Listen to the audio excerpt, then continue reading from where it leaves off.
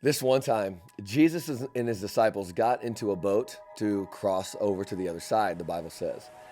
And all of a sudden, out of nowhere, a storm came up that began to take over the boat. It says that the waves started coming up on top of the boat, and the disciples, they were freaking out. I mean, I would be too, right? I mean, you're afraid like you're going to sink and everyone's going to die, and you're really concerned and you're worried, and all this anxiety and all this nervousness takes over. What are we going to do? Well, lucky for them, they had Jesus in the boat. So they went to Jesus, and you know what he was doing? The Bible says that he was sleeping. He wasn't afraid. He wasn't scared. He knew that it was going to be okay.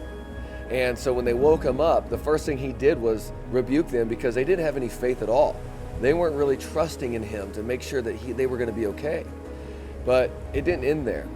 It's just awesome. You got to think, like, this really happened. This is a true story. This is what kind of person Jesus was. The Bible says that he stood up and he literally said, "Peace, be still." And he commanded that storm to quit, and all of a sudden, silence.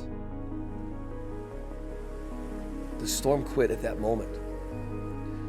First thing I want to say is Jesus is not a normal man. He's not like a Buddha. He's not like a Muhammad or some Hindu god that may or may not have existed. He was real. And he literally had power over nature itself. There's a reason we still talk about Jesus today. And one of those reasons is because he can literally tell nature to quit and it has to obey him. And that's what the Bible says the disciples did. They were like amazed that even the winds and the waves and the storms obeyed Jesus. And the second thing I want to share is that these storms, even though it's a real story, we can take it as a symbol to represent the storms of our life. The storms of uncertainty, the fear of the future, the regrets of our past, and the anxiousness it brings up and when we're trying to live our life. This world is not easy. It's extremely hard. But I want us to look to Jesus. I want us to learn from this story that Jesus is right there with us. But we must rely on him. We have to stop trying to do things ourselves, relying on ourselves, planning on our own. We must have Jesus in the boat, number one. And then we must seek him as our ever-present help. And to drive this point home, I want to turn to Psalm chapter 46, verses 1 and 3, where it says, "God is our refuge and strength, an ever-present help in trouble. Therefore we will not fear, though the earth give way and the mountains fall into the heart of the sea."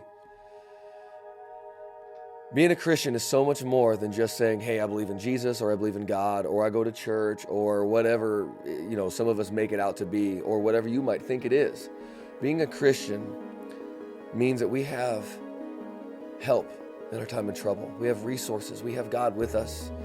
And that is why it's important for us to not just say that we believe, but really believe and have faith that he is with us. This is a relationship.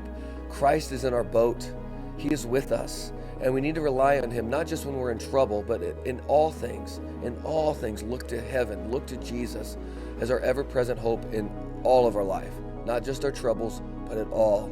And he will be there to calm our storms, to bring us peace, and to show us a future. Jesus. He's awesome. Thank you for listening. God bless.